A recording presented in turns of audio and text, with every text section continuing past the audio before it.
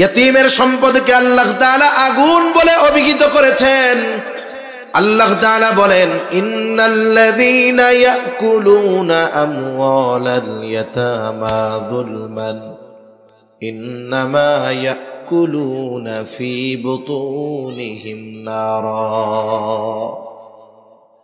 আল্লাহ রাব্বুল আলামিন বলেন, নিশ্চয়ই যারা অন্যায়ভাবে ইয়তীমের সম্পদ ভক্ষণ করে, ইন্নামা ইয়াকুলুনা ফী বুতুনিহিম নারা, তারা কেমন যেন আগুন দ্বারা তাদের পেট ভরপুর করে। বলেন তো, আগুনের স্থান জান্নাত নাকি জাহান্নাম? জোরে বলেন না, কোথায়? আল্লাহ তাআলাও বলেন, ওয়াসায়াসলাউনা সাঈরা, অচিরেই তার আবাসস্থল হবে জাহান্নাম। এজন্য ইয়তীমের সম্পদ যদি কারো কাছে থাকে, কেউ যদি ইয়তীমের অভিভাবক হয়, তার সম্পদ যদি তার কাছে থাকে, খবরদার, এই সম্পদ ভক্ষণ করা যাবে না। তাহলে কি হবে? এই সম্পদ ভক্ষণ করার কারণে জাহান্নামে যাওয়া লাগবে। এ বিষয়ে আর লম্বা কথার প্রয়োজন নাই। মূল কথা হলো, আমার আপনার নবী ইয়তীম ছিলেন। আল্লাহ তাআলা নবীকে ইয়তীমদের সাথে সদাচরণের নির্দেশ দিয়েছেন। যদিও মনে হয় নবীজিকে দিয়েছে, কিন্তু উদ্দেশ্য কিয়ামত পর্যন্ত সব উম্মত, যে খবরদার, ফাআম্মাল ইয়াতীমা ফালা তাকহার, তোমরা ইয়তীমকে ধমক দিবা না, তার সাথে খারাপ আচরণ করবা না। কারণ ইয়তীমের সাথে ধমকের সুরে কথা বলা, এটা ছিল আবু জেহেলের খাসলাত। আবু জেহেল কি করত? আবু জেহেলের খাসলাত আসছে তাফসীরের মধ্যে, যে যখন কোনো সম্পদশালী ব্যক্তি একেবারে জীবনটা সংকটময় অবস্থায় পৌঁছায়া যাইত, এখন তার সম্পদ আছে, নাবালক বাচ্চা আছে, কিন্তু এগুলো দেখার মতো কোনো লোক তার নেই। এই ধরনের লোকের কাছে আবু জেহেল যাইত, যে বলতো, ভাই রে, তুমি তো মনে হয় বেশি দিন আর বাঁচবা না, বাপসাপ তো ভালো না, তুমি মরার পরে তোমার সম্পদের কি হবে, সন্তানের কি হবে? এগুলো তো মানুষে খাবে, তোমার সন্তান সম্পদ বঞ্চিত হবে।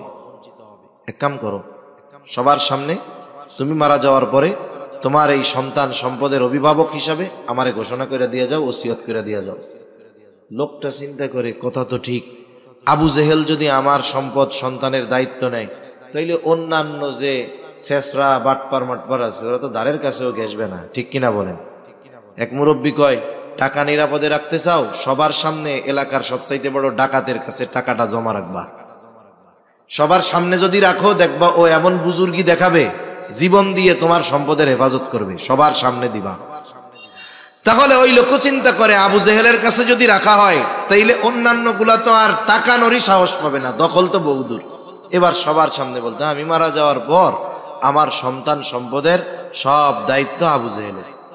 এবার লোক তো মরে গেছে, ছোট বাচ্চাটা, তার সম্পদ আবু জেহেলের কাছে, সে চাইলে ঠিক মতো দেয় তো না। আবার যখন বড় হয়ে গেছে, প্রাপ্তবয়স্ক, এবার বলে, আমার সম্পদ আমারে বুঝাইয়া দেন। এইবার কি করত? সম্পদ বঞ্চিত করত, খারাপ আচরণ করত, কাছে গেলে ঘাট ধাক্কা দিয়া বাইর করে দিত। তার মানে এই যে ইয়তীমের সম্পদ ভক্ষণ করা, ইয়তীমের সাথে অসৎ আচরণ করা, এটা কোনো মুমিনের আলামত নয়, মুমিনের আচরণ নয়, এটা আবু জেহেলের আচরণ, ঠিক কিনা বলেন? আমি আপনি রাসূল আকরাম সাল্লাল্লাহু আলাইহি ওয়াসাল্লামের কাছে থাকার সুযোগ পাইছি, এর চাইতে বড় নেয়ামত আর কিছু হইতে পারে কোন? তো এখন বলতে পারেন, হুজুর, একজন ইয়তীমের খরচ একা চালাবো, এটা তো আমার অ্যাবিলিটি নাই। আপনার একজনের পুরা খরচ চালানোর সামর্থ্য নাই। আপনি ওই ইয়তীমের পোশাক এক বছরে যা লাগে ওইটুকের দায়িত্ব নেন। মনে করেন মাদ্রাসায় গেলেন, ইয়তীম আছে, হুজুরে বললেন, হুজুর, আপনার মাদ্রাসার ইয়তীম ছাত্র যে কোনো একজনের সারা বছরের পোশাক খরচটা আমি দিব, কয় সেটার জামা লাগবে, অথবা আমি তার তেল পানি যা লাগে দিব, ওষুধ যা লাগে দিব, স্যান্ডেল যে কয় জোড়া লাগে দিব। এইভাবে একটা অংশের দায়িত্ব নিয়ে অভিভাবক হন। হাদিসে আসছে, নবীজি বলেন, মান বানা লিল্লাহি মাসজিদান বানাল্লাহু লাহু বাইতান ফিল জান্নাহ। নবীজি বলেন, মান বানা লিল্লাহি মাসজিদা, যে আল্লাহর সন্তুষ্টির জন্য মসজিদ বানাইলো, তার লাভ কি? বলে, বানাল্লাহু লাহু বাইতান ফিল জান্নাহ, আল্লাহ তাআলা তার জন্য জান্নাতে ঘর বানাবে। সুবহানাল্লাহ কয় না? এখন বলেন তো, এই ফজিলতের আশায় যদি সকলেই একটা কইরা মসজিদ বানায়, তাইলে তো ইমামও থাকবো না, মুয়াজ্জিনও নাই, মুসল্লিও নাই, তাই না? ও চিন্তা করছে এত বড় ফায়দা, তাইলে আমি আমার বাড়ি 200 ইট দিয়া ছোট্ট একটা মসজিদ বানাই। সবাই কয় আমিও বানাই। এখন সবাই যদি একটা মসজিদ বানায়, তাইলে তো আর ইমামও পাওয়া যাবে না, মুসল্লিও পাওয়া যাবে না, একাই পড়তে হবে। মুহাদ্দিসিনে কেরাম বলেন, উদ্দেশ্য হইল যে মসজিদ বানানোর কাজে অংশগ্রহণ করবে, যতটুকু সামর্থ্য ততটুকু দিয়ে তার জন্য আল্লাহ জান্নাতে ঘর বানাবে। সুবহানাল্লাহ। তাহলে মসজিদ বানানোর কাজে সামান্য অংশ থাকলেও, শরীক থাকলেও যদি জান্নাতে ঘর পাওয়া যায়, যেই লোকটার পরিপূর্ণ একটা ইয়তীমের অভিভাবকত্ব নেওয়ার সামর্থ্য নাই, সে যদি ইয়তীমের একটা বিষয়ের দায়িত্ব নেয়, আশা করা যায় আল্লাহ তাআলা জান্নাতে নবীর সাথে তাকে থাকার সুযোগ করে দিবে ইনশাআল্লাহ। নবীর সাথে জান্নাতে থাকতে পারার সুখবর সাহাবায়ে কেরামের কাছে সবচেয়ে বড় আনন্দের ছিল। হযরত আনাস রাদিয়াল্লাহু তাআলা আনহু বলেন, একদিন এক গ্রাম্য সাহাবী নবীজির কাছে আসছে। নবীজি আরেকজনের সাথে কথা বলতেছে। আদব হলো, যখন কেউ কারো সাথে কথা বলে, কথার মধ্যে কথা জিজ্ঞাসা না করা। গ্রামের মানুষ সহজ সরল বুঝে না। নবীজি ওই ব্যক্তির সাথে কথা বলতেছে, সে তাড়াহুড়ো করে নবীজির কাছে গিয়া বলে, ইয়া রাসূলুল্লাহি মাতাসসা, হে আল্লাহর রাসূল, কিয়ামত কখন হবে? নবীজি কিছু বলেন না। লোকটা দাঁড়িয়ে আছে, অপেক্ষা করতেছে। ওই ব্যক্তির সাথে নবীজি কথা শেষ করবার পরে জিজ্ঞাসা করতেছেন, ওই লোকটা কোথায় যে আমাকে জিজ্ঞাসা করলো কিয়ামত কখন হবে? এবার লোকটা বলে, ইয়া রাসূলুল্লাহ, আমি জিজ্ঞাসা করেছি, কিন্তু এই জিজ্ঞাসার মধ্যে তার উদ্দেশ্যটা ভিন্ন মনে হচ্ছিল। এই জন্য নবীজিও তাকে পাল্টা প্রশ্ন করলেন, মা আ'দাত্তা লাহা, তুমি কিয়ামতের জন্য কি পাথেয় সংগ্রহ করছো? কারণ তার প্রশ্নের মধ্যে ভাব মনে হচ্ছিল এরকম যে সে কিয়ামতের জন্য রেডি, কিন্তু কিয়ামত আসে না। এই জন্য জিজ্ঞাসা করতেছে যে কিয়ামত কখন আসবে। একটা হলো, নবীজি তো উম্মতের রুহানি ডাক্তার। ওই ব্যক্তি প্রশ্ন যাই করুক, উদ্দেশ্য কি এটা উনি অনুধাবন করতে পারছেন। এই জন্য তাকে পাল্টা প্রশ্ন করছে যে তুমি কিয়ামতের জন্য কি পাথেয় সংগ্রহ করছো, কিয়ামত কখন হবে জিজ্ঞাসা করতেছো। আর যদি তার উদ্দেশ্য হইতো কিয়ামত কখন হবে এই খবর জানা, তাহলে হয়তো নবীজি বলতেন, কিয়ামতের আলামতগুলো বইলা দিতেন, ওই সময়ের পরে কিয়ামত হবে, এই সেই। কিন্তু নবীজি তারে পাল্টা প্রশ্ন করছে, মা আ'দাত্তা লাহা। এখন লোকটা জবাবে কি বলে? বলে, আমি আল্লাহ এবং তার রাসূলকে ভালোবাসি। নবীজি জবাব দিলেন, আল মারউ মা'a মান আহাব্বা। লোকটা এবার এই জবাব শুনে বাড়ির দিকে হাঁটা দিল, যে যাকে মোহাব্বত করে তার সাথে অবস্থান করবে। প্রশ্ন করছিল কি? বলে, কিয়ামত কখন হবে? জবাব শেষমেশ হইল কি? বলে, যে যাকে মোহাব্বত করে তার সাথে অবস্থান করবে। আসলে ওই গ্রাম্য সাহাবী কিয়ামত কখন হবে মূলত এটা জানতে চায় নাই। তার উদ্দেশ্য ছিল কিয়ামতে জান্নাতে যখন যাব কোথায় আমি থাকব। যদি সে তার মূল প্রশ্নের মানে যেটা উদ্দেশ্য জবাব না পাইতো, সে আরো প্রশ্ন করত। তার মানে বোঝা গেল তার জানা উদ্দেশ্য ছিল যে আমি তো আপনারে ভালোবাসি, মারা তো যাব, কিয়ামত তো হবে, তাহলে অবস্থা কি হবে? নবীজিও জানায় দিচ্ছেন যে যারে ভালোবাসে তার সাথে অবস্থান করবে। লোকটা বাড়ির দিকে হাঁটা দিছে, আর কিছু বলে না। হযরত আনাস রাদিয়াল্লাহু তাআলা আনহু বলেন, নবীজির মুখে যখন শুনলাম আল মারউ মা'a মান আহাব্বা, যে যাকে মোহাব্বত করে তার সাথে অবস্থান করবে, তিনি বলেন, ঈমান আনার পরে এই কথা শুনে আমরা এতটা খুশি হয়েছি, আর কোনো কথা শুনে এত খুশি আমরা হই নাই। তাহলে নবীর সাথে জান্নাতে থাকার খবর শুনে সাহাবায়ে কেরাম ইসলাম গ্রহণের পরে এই খবরটাকে সবচাইতে আনন্দের খবর মনে করছেন। সেই সুযোগ আমাদের জন্য আছে না নাই?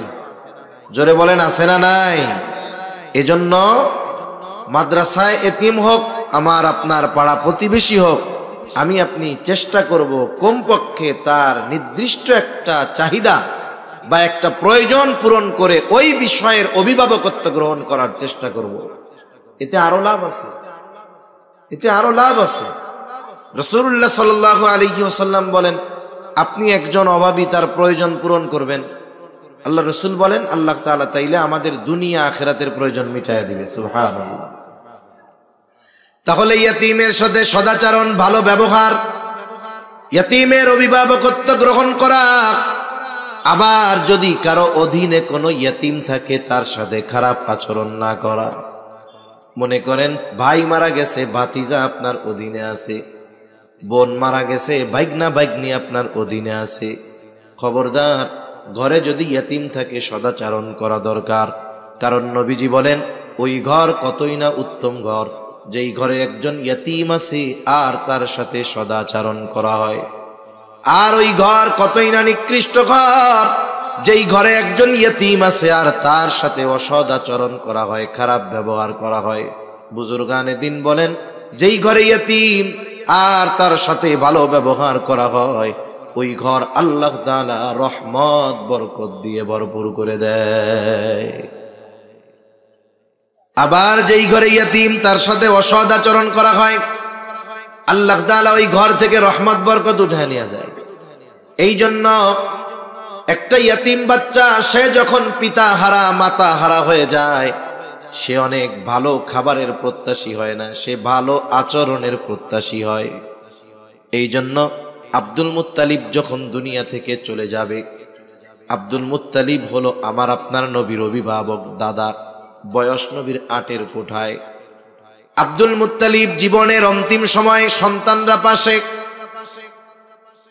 আব্দুল মুত্তালিব আমার আপনার নবীর অভিভাবকত্ব আবু তালেবের উপরে চাপায়া দিলেন।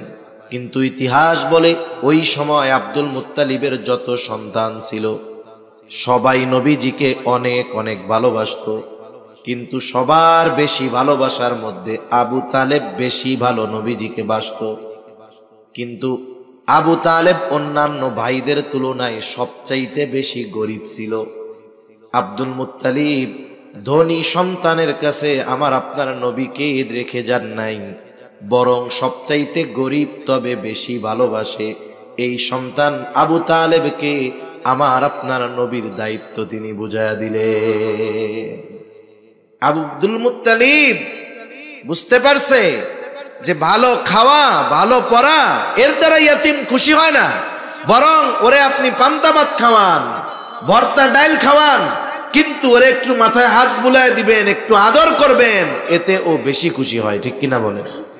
এজন্য আব্দুল মুত্তালিবের অন্যান্য ধনী সন্তানদের কাছে আমার আপনার নবীকে আব্দুল মুত্তালিব দিয়া যায় নাই। বিষয়টা এমন না যে অন্যান্য চাচারা ভালোবাসতো না, তারাও সর্বোচ্চ ভালোবাসতো, কিন্তু সবার চাইতে বেশি আব্দুল মুত্তালিবের সন্তান আবু তালেব আমার আপনার নবীরে বেশি ভালোবাসতো, কিন্তু গরিব বেশি আবু তালেব। আর মরার সময় ওসিয়ত করেছে আব্দুল মুত্তালিব তুমি এখন থেকে মুহাম্মাদের অভিভাবক। সুবহানাল্লাহ। এজন্য ঘরে যদি এতিম থাকে, আত্মীয় স্বজন হতে পারে, অনাত্মীয় হতে পারে, ইয়তীম যদি থাকে আমরা তাদের সাথে ভালো আচরণ করলে তাদের যত লাভ তার চাইতে আমাদের বেশি লাভ। ঠিক কিনা বলেন? আবার অনেক মানুষ আছে ইয়তীমের অভিভাবক। অভিভাবক বলতে শুধু যে তাকে খাওয়াবে পড়াবে এমনটা নয়, বরং সে বালেগ হওয়া পর্যন্ত তার সম্পদগুলাও রক্ষণাবেক্ষণের দায়িত্ব তার। ছোট মানুষ কিছু চিনে না, বুঝে না, কিন্তু অনেক মানুষ আছে, অনেক চাচা আছে, আত্মীয় আছে, এই ইয়তীম বাচ্চা ছোট, এই সুযোগ গ্রহণ করে ইয়তীমের সম্পদ ভক্ষণ করে ফেলে। আছে না এরকম আল্লাহর ওলি? অনেক আছে। ভাই মরছে, বেজার হওয়ার চাইতে খুশি বেশি হয়েছে। চিন্তা করে একবারে সেনবাগ চৌরাস্তার মোড়ে আমার বাপের জমি যেটা 3 শতক 4 শতক, আমরা ভাই 2টা, ওই ভাই পয়সা থাকলে তো কমপক্ষে 2 ভাগ হইতো, 2 শতক কইরা হয়ে যাইতো, বাড়ি টাড়ি করা যাইতো না। এখন ভালোই হইছে, বাতিজারে বুস্টুস দিয়া অন্য জায়গা থেকে একটু জমি দিয়ে 4 শতকে সুন্দর করে 7 তলা ফাউন্ডেশন দিয়ে বাড়ি উঠাবো, 2 তলায় মার্কেট হবে, আর 5 তলা ভাড়া দিয়ে বসে বসে আমিও খাবো, আমার বাচ্চারাও খাবে। এরকম লোক আছে না নাই? ও চিন্তা করতেছে এই সম্পদ দ্বারা আমার অগ্রগতি উন্নতি হবে। স্বাভাবিকভাবে অন্য মানুষের হক মেরে খাওয়া এটা জঘন্য পাপ, আল্লাহ তাআলা মানা করছে। আল্লাহ বলেন, ওয়ালা তাকুলু আমওয়ালাকুম বাইনাকুম বিল বাতিল, অন্যায়ভাবে তোমরা কারো সম্পদ ভক্ষণ করো না। অনেক সময় আমাদের অঞ্চলগুলোতেও হয়, অনেকে বিভিন্ন সিস্টেমে অন্যের জমির মধ্যে দখল দেয়। এই যে কাজগুলো করে এটা বড় অন্যায়। হাদিসের মধ্যে আসছে, নবীজি বলেন, দুনিয়াতে কেউ যদি অন্যায়ভাবে কারো 1 বিঘত জমিন অন্যায়ভাবে দখল দেয়, কিয়ামতের দিন আল্লাহ রাব্বুল আলামিন তার গলায় 7 তবক জমিন পেঁচায়া দিবে। এজন্য সাধারণভাবে কারো হক আমরা মাইরা খাবো না, সে যে হয় হোক। ইয়তীমের সম্পদের ব্যাপারে আল্লাহ তাআলা আরো হুঁশিয়ারি করেন।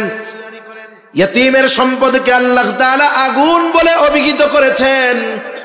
আল্লাহ তাআলা বলেন, ইন্নাল্লাযীনা ইয়াকুলুনা আমওয়ালাল ইয়াতামা যুলমান ইন্নামা ইয়াকুলুনা ফি বুতুনিহিম নারা। আল্লাহ রাব্বুল আলামিন বলেন, নিশ্চয়ই যারা অন্যায়ভাবে ইয়তীমের সম্পদ ভক্ষণ করে, ইন্নামা ইয়াকুলুনা ফি বুতুনিহিম নারা, তারা কেমন যেন আগুন দ্বারা তাদের পেট ভরপুর করে। বলেন তো, আগুনের স্থান জান্নাত নাকি জাহান্নাম? জোরে বলেন না, কোথায়? আল্লাহ তাআলাও বলেন, ওয়াসায়াসলাউনা সাঈরা, অচিরেই তার আবাসস্থল হবে জাহান্নাম। এজন্য ইয়তীমের সম্পদ যদি কারো কাছে থাকে, কেউ যদি ইয়তীমের অভিভাবক হয়, তার সম্পদ যদি তার কাছে থাকে, খবরদার এই সম্পদ ভক্ষণ করা যাবে না। তাহলে কি হবে? এই সম্পদ ভক্ষণ করার কারণে জাহান্নামে যাওয়া লাগবে। এ বিষয়ে আর লম্বা কথার প্রয়োজন নাই। মূল কথা হলো, আমার আপনার নবী ইয়তীম ছিলেন। আল্লাহ তাআলা নবীকে ইয়তীমদের সাথে সদাচরণের নির্দেশ দিয়েছেন। যদিও মনে হয় নবীজিকে দিয়েছে, কিন্তু উদ্দেশ্য কিয়ামত পর্যন্ত সব উম্মত, যে খবরদার, ফাআম্মাল ইয়াতীমা ফালা তাকহার, তোমরা ইয়তীমকে ধমক দিবা না, তার সাথে খারাপ আচরণ করবা না। কারণ ইয়তীমের সাথে ধমকের সুরে কথা বলা, এটা ছিল আবু জেহেলের খাসলাত। আবু জেহেল কি করত? আবু জেহেলের খাসলাত আসছে তাফসীরের মধ্যে, যে যখন কোনো সম্পদশালী ব্যক্তি একেবারে জীবনটা সংকটময় অবস্থায় পৌঁছায়া যাইত, এখন তার সম্পদ আছে, নাবালক বাচ্চা আছে, কিন্তু এগুলো দেখার মতো কোনো লোক তার নেই। এই ধরনের লোকের কাছে আবু জেহেল যাইতো, যে বলতো, ভাই রে, তুমি তো মনে হয় বেশি দিন আর বাঁচবা না, বাপ সব তো ভালো না, তুমি মরার পরে তোমার সম্পদের কি হবে, সন্তানের কি হবে, এগুলো তো মানুষে খাবে, তোমার সন্তান সম্পদ বঞ্চিত হবে। এক কাম করো, সবার সামনে তুমি মারা যাওয়ার পরে তোমার এই সন্তান সম্পদের অভিভাবক হিসাবে আমারে ঘোষণা করে দিয়ে যাও, ওসিয়ত করে দিয়ে যাও। লোকটা চিন্তা করে, কথা তো ঠিক, আবু জেহেল যদি আমার সম্পদ সন্তানের দায়িত্ব নেয়, তাইলে অন্যান্য যে শেষরা বাটপার মাটপার আছে, ওরা তো দ্বারের কাছেও ঘেসবে না, ঠিক কিনা বলেন? এক মুরব্বী কয়, টাকা নিরাপদে রাখতে চাও, সবার সামনে এলাকার সবচাইতে বড় ডাকাতের কাছে টাকাটা জমা রাখবা। সবার সামনে যদি রাখো, দেখবা ও এমন বুজুর্গি দেখাবে, জীবন দিয়ে তোমার সম্পদের হেফাজত করবে, সবার সামনে দিবা। তাহলে ওই লোক চিন্তা করে, আবু জেহেলের কাছে যদি রাখা হয়, তাইলে অন্যান্য গুলা তো আর তাকানোরই সাহস পাবে না, দখল তো বহুদূর। এবার সবার সামনে বলতে, আমি মারা যাওয়ার পর আমার সন্তান সম্পদের সব দায়িত্ব আবু জেহেলের। এবার লোক তো মরে গেছে, ছোট বাচ্চাটা, তার সম্পদ আবু জেহেলের কাছে, সে চাইলে ঠিক মতো দেয় তো না। আবার যখন বড় হয়ে গেছে, প্রাপ্তবয়স্ক, এবার বলে, আমার সম্পদ আমারে বুঝাইয়া দেন। এইবার কি করত? সম্পদ বঞ্চিত করত, খারাপ আচরণ করত, কাছে গেলে ঘাট ধাক্কা দিয়া বাইর করে দিত। তার মানে এই যে ইয়তীমের সম্পদ ভক্ষণ করা, ইয়তীমের সাথে অসৎ আচরণ করা, এটা কোনো মুমিনের আলামত নয়, মুমিনের আচরণ নয়, এটা আবু জেহেলের আচরণ। ঠিক কিনা বলেন? এজন্য আমরা ইয়াতিমদের সাথে ভালো ব্যবহার করব। আমরা অনেক সময় গরিব হইলে ইয়াতিম মানুষ, পোলাপান বাপ মা বাইসা আছে, দুইজনে মিলা মেহনত করে মানুষ বানাইতে পারে না, দুষ্টু হয়ে যায়। আর ওর বাপও নাই মাও নাই, ও একটু চঞ্চল দুষ্টু হতে পারে। এই কারণে অনেক সময় আমরা তাদের জন্য কষ্টদায়ক শব্দ ব্যবহার করি। এ ধরনের কোনো কথা বলবো না যাতে একটা ইয়াতিম কষ্ট পায়। তাহলে আল্লাহ তাআলা 1 নাম্বার বললেন তোমাদের রিজিক সংকীর্ণতার 1 নাম্বার কারণ তোমরা ইয়াতিমকে সম্মান করো না, তার মানে ইয়াতিমের হক আদায় করো না।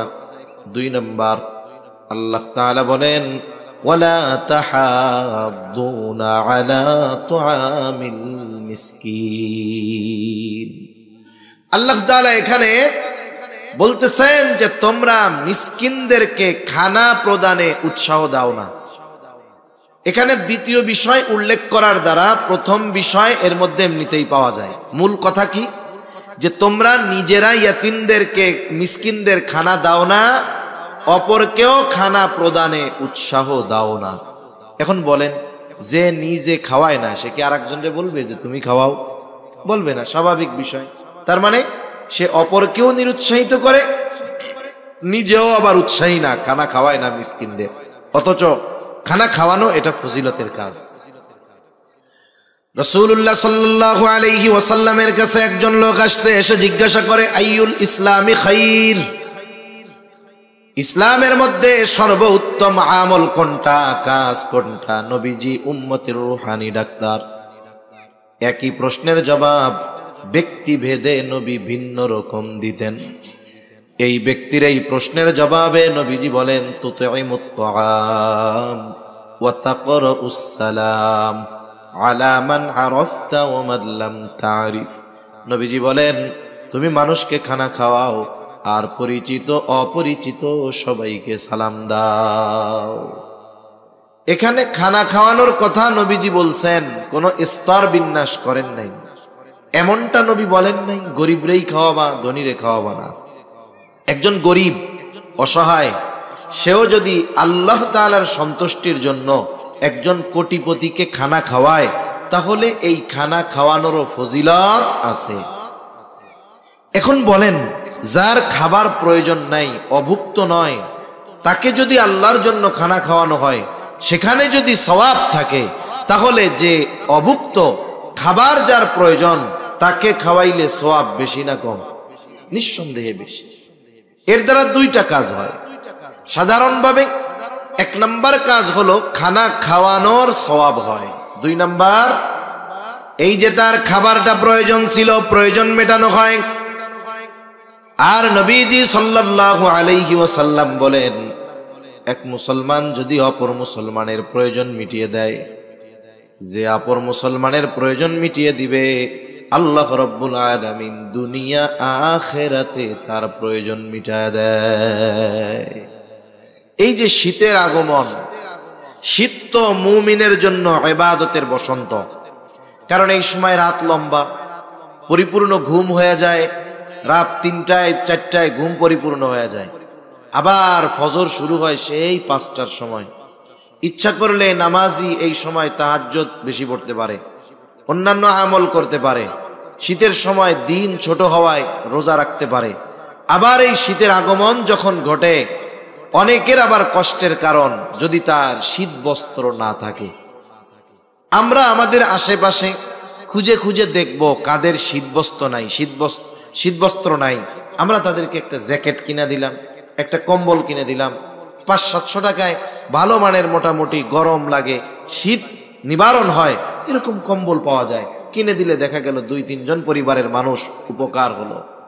খাওয়ালে যেমন লাভ, বস্ত্র কিনে দিলেও লাভ।